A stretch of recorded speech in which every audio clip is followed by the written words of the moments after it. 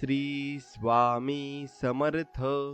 स्वामी भक्तांनो, स्वामींचे असे चमत्कारिक मंत्र ऐकण्यासाठी आपल्या चॅनलला सबस्क्राईब करा आणि बाजूला असलेली घंटी दाबा आणि आपल्या व्हिडिओला एक लाईक करून कमेंटमध्ये श्री स्वामी समर्थ नक्कीच लिहा. श्री स्वामी समर्थ. स्वामी भक्तांनो, जर तुम्हाला आयुष्यात श्रीमंत व्हायचे असेल, तुमच्या आयुष्यातील सर्व संकट दुःख दूर करायचे असेल आणि तुम्हाला स्वामी महाराजांची कृपा सदैव लाभावी असं वाटत असेल, तर आजचा हा मंत्र नक्की ऐका. हा मंत्र अत्यंत प्रभावी, लाभदायक आणि आयुष्य बदलणारा आहे. भक्तांनो, जर तुमच्या आयुष्यात गरिबी, अडचणी, संकट यांचा सतत सामना होत असेल, तर आज आम्ही तुम्हाला अशा एका अद्भुत आणि रहस्यमय मंत्राविषयी सांगणार आहोत, ज्यामुळे तुमचं संपूर्ण जीवन बदलू शकतं. मात्र याचा लाभ फक्त त्यांनाच मिळणार आहे जे 108 वेळा हा मंत्र संपूर्ण भक्तिभावाने ऐकतील. भक्तांनो, कधी तुम्ही विचार केला आहे का की काही लोक अचानक श्रीमंत कसे होतात? काही लोक अडचणीमधून बाहेर येऊन आनंद, समृद्धी आणि यश कसे मिळवतात? याचं गूढ श्री स्वामी समर्थ महाराज यांच्या अमोघ कृपेमध्ये दडलेला आहे. म्हणूनच स्वामी महाराजांची कृपा प्राप्त करून घेण्यासाठी हा मंत्र शेवटपर्यंत ऐका. ज्याच्यावर स्वामी महाराजांचा आशीर्वाद असतो त्यांना कधीही पैशाची कमी भासत नाही. त्यांच्या आयुष्यात नेहमी आनंद आणि भरभराट असते. स्वामी महाराज आपल्या खऱ्या भक्तांना समृद्धी, संपत्ती आणि यश देतात. आजचा दिवस तुमच्यासाठी अतिशय खास आहे, कारण आज स्वतः स्वामी महाराज तुमच्यावर धनसंपत्तीचा वर्षाव करणार आहेत. या मंत्रामुळे तुम्हाला व्यवसायात यश मिळेल, नोकरीत प्रमोशन मिळेल आणि अचानक मोठा धनलाभ होऊ शकतो. हे सर्व घडण्यासाठी एक अट आहे. हा मंत्र तुम्ही पूर्ण भक्तिभावाने शेवटपर्यंत ऐकला पाहिजे. भक्तांनो, तुमच्या दैनंदिन धावपळीच्या जीवनातून थोडा वेळ काढा आणि संपूर्ण विश्वास व श्रद्धेने हा मंत्र ऐका आणि मग पहा चमत्कार. स्वामी महाराज इतकी कृपा करतील की तुम्ही स्वप्नातही विचार केला नसेल. विश्वास ठेवा आणि मनापासून प्रार्थना करा. स्वामी, माझ्या आयुष्यातही चमत्कार घडवा, माझ्या मनातील इच्छा पूर्ण करा. ही प्रार्थना तुम्ही स्वामींना केलीत तर त्या मंत्राच्या माध्यमातून ती त्यांच्यापर्यंत पोहोचेलच. आणि भक्तांनो, असं तुमच्यासोबतही घडतं का की सकाळी उठल्यावर पैशाची चिंता सतावत राहते, खिसा रिकामा राहतो, मनात चिंता असते आणि त्यामुळे दिवसभर काहीच नीट वाटत नाही? तुम्ही विचार करत असाल, माझी परिस्थिती कशी बदलेल? तर आजपासून काळजी करणे सोडा. श्री स्वामी समर्थ तुमच्या पाठीशी आहेत. तुमची गरिबी दूर करण्यासाठी आणि स्वप्नांना साकार रूप देण्यासाठी आजचा हा मंत्र तुमच्यासाठीच आहे. भक्तांनो, तुमच्या जीवनातही असा चमत्कार होऊ शकतो. अचानक धनप्राप्ती, समृद्धी, सुख, समाधान तुमच्या दारात येऊन उभं राहील. हा मंत्र तुमचं जीवन बदलू शकतो. जेव्हा तुम्ही हा मंत्र ऐकाल तेव्हा एक अद्भुत ऊर्जा तुमच्या आजूबाजूला पसरू लागेल, जी ऊर्जा तुमचं संरक्षण करेल आणि आर्थिक अडचणी दूर करेल आणि सकारात्मक बदल घडवेल. आणि जर तुम्ही सततच्या संघर्षाला कंटाळला असाल तर आजच या मंत्राच्या माध्यमातून नवा मार्ग स्वीकारा. मंत्राच्या शेवटी तुम्हाला एखाद्या चमत्कारिक अनुभवाची जाणीव नक्कीच होईल. आजचा दिवस तुमच्या आयुष्यात अमूल्य ठरणार आहे, कारण आज तुम्हाला एक असा अद्भुत चमत्कारिक मंत्र सांगणार आहोत जो तुमच्या जीवनात आमूलाग्र बदल घडवून आणू शकतो. जर तुम्हाला वाटत असेल की आयुष्यात आर्थिक तंगी, संकट, अडचणी काही केल्या कमी होत नाहीत, तर आजचा हा मंत्र खास तुमच्यासाठी आहे. अनेकदा आपण पाहतो की काही लोक अचानक प्रचंड श्रीमंत होतात. त्यांचे जीवन आनंदी आणि समृद्ध कसे बनते? त्यामागचं रहस्य म्हणजे श्री स्वामी समर्थ महाराज यांची कृपा. ही कृपा मिळवण्यासाठी तुम्हाला हवी आहे श्रद्धा, भक्ती आणि विश्वास, कारण जिथे श्रद्धा असते तिथे चमत्कार घडतात. स्वामी महाराज आपल्या प्रत्येक भक्ताचं जीवन अधिक सुंदर, संपन्न आणि समाधानकारक बनवू इच्छितात.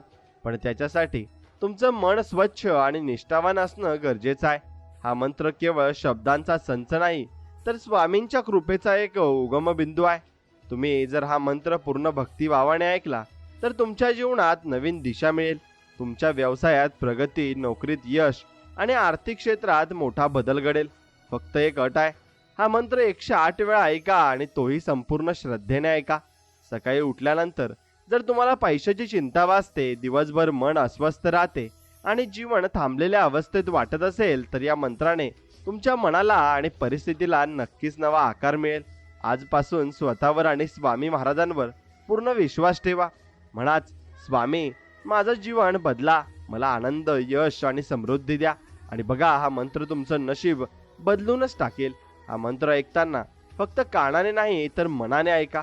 प्रत्येक शब्द तुमच्या अंतःकरणात जाऊ द्या आणि मग त्या दिव्य ऊर्जेचा अनुभव घ्या, जी तुमच्या आयुष्यात नवसंजीवनी घेऊन येईल. ही ऊर्जा तुम्हाला प्रेरणा देईल, अडचणी कमी करेल आणि जीवनात एक वेगळं तेज निर्माण करेल. भक्तांनो, अजिबात वेळ न घालवता आत्ताचा मंत्र ऐका आणि स्वामींच्या कृपेचा अनुभव तुम्ही नक्कीच घ्या. आज तुमच्यासाठी एक विशेष संदेश आहे. हा संदेश तुम्हाला फक्त ऐकायचा नाही तर आत्म्यात उतरवायचा आहे. कारण आज आपण बोलणार आहोत अशा एका मंत्राबद्दल, जो केवळ मंत्र नाही तर स्वामींची कृपा मिळवण्याचं माध्यम आहे. हा मंत्र ऐकणं म्हणजे तुमचं नशीबच बदलण्याची सुरुवात आहे. आजपर्यंत तुम्ही खूप संघर्ष केला असेल, खूप प्रयत्न केले असतील, पण अपेक्षित फळ काही मिळालं नसेल. रोज सकाळी जाग होताच पैशाची चिंता, मनात अस्थिरता आणि दिवसभर बेचैनी वाटते असेल ना? पण भक्तांनो, आज हे सगळं बदलणार आहे. कारण आजपासून तुमच्या आयुष्यात स्वामी महाराज स्वतः उतरू शकतात. फक्त तुम्हाला हवे आहे शुद्ध मन, प्रामाणिक श्रद्धा आणि हा मंत्र. कधी कधी आपण पाहतो की काही लोक अचानक भरभराटीला येतात, संकटातून सुटका होते, अडचणी कमी होतात, आयुष्य उजळतं. आपण विचार करतो हे त्यांचं नशीबच असेल कदाचित, पण नाही. त्यामागे असते दिव्य शक्तीची कृपा, आणि ती शक्ती म्हणजेच श्री स्वामी समर्थ. भक्तांनो, हा मंत्र केवळ ऐकू नका, मनापासून अनुभवायला शिका. कारण हा मंत्र ऐकतानाच तुमच्या आजूबाजूला एक विलक्षण ऊर्जा निर्माण होईल. ही ऊर्जा तुमच्या घरात, मनात आणि आयुष्यात सकारात्मक बदल घडून आणेल. श्रीमंती, यश, समाधान, शांती हे सगळं तुमच्या वाट्याला येईल. पण अट एकच आहे, तुम्ही हा मंत्र 108 वेळा ऐकायला हवा, आणि तोही पूर्ण श्रद्धेने. स्वामी महाराज आपल्या भक्तांना कधीच रिकाम्या हाताने परत पाठवत नाही. तुम्ही जर खरे भक्त असाल तर आजपासून तुमचं जीवनच बदलेल. पैसा, कामात यश, आरोग्य, मनशांती या सगळ्यांचं द्वार आज उघडणार आहे.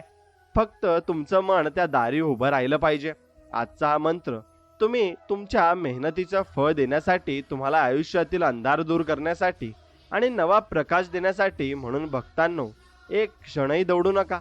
आता स्वतःशी आणि स्वामी महाराजांशी एक वचन द्या, आणि मी हा मंत्र ऐकणार, अनुभवणार आणि स्वामी कृपेला पात्र होणार. आणि मग बघा, तुम्ही ज्यांची स्वप्नातही कल्पना केली नसेल ते तुमच्या आयुष्यात घडू लागेल. स्वामी समर्थांचा आवाज, त्या मंत्राचे शब्द आणि तुमचं भक्तिमय मन हे एकत्र आले की चमत्कार घडल्याशिवाय राहणार नाही. नाव स्वामी समर्थ असं उच्चारताच मनाला श्री शांती मिळते आणि काळजाला आधार मिळतो आणि आयुष्याला दिशा मिळते. पण प्रिय भक्तांनो, आज तुमच्यासाठी स्वामींच्या कृपा शक्तीचा एक अनमोल मंत्र आपण घेऊन आलो आहोत, जो तुमच्या जीवनात अपूर्व चमत्कार घडवू शकतो. किती वेळा तुम्ही तुमचं नशीब बदलण्याची वाट पाहत बसलात? किती वेळा मनात विचार आला असेल की कधी संपतील या अडचणी, कधी भरतील रिकामे किसे? आज त्या सर्व प्रश्नांचं उत्तर आहे भक्ती, श्रद्धा आणि स्वामींचा मंत्र. हा मंत्र फक्त ऐकण्यासाठी नाही, तो मनात रुजवण्यासाठी आहे. कारण जिथे स्वामींचं नाव आहे तिथे अपयशाला थारा नाही.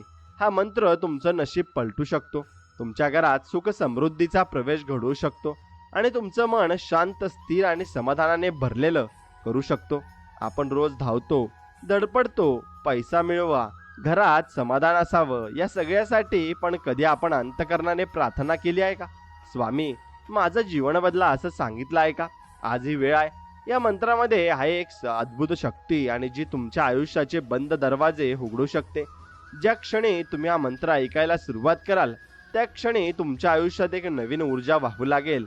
आणि ही ऊर्जा फक्त ऐकणाऱ्यांनाच मिळेल नाही, तर ज्याचं मन खुलं आहे, श्रद्धेनं भरलेलं आहे, त्यांनाच हा अनुभव मिळेल. हा मंत्र केवळ धनसंपत्ती मिळवण्यासाठी नाही, तर तुमच्या मनामध्ये स्थैर्य, घरामध्ये प्रेम आणि जीवनामध्ये प्रकाश येण्यासाठी आहे. तुम्ही जिथे अडकला आहात, तिथे थांबले आहात, तिथून पुढे जाण्यासाठी कृपा उपयोगी ठरेल. आजपासून सुरुवात करा. दररोज थोडा वेळ काढा.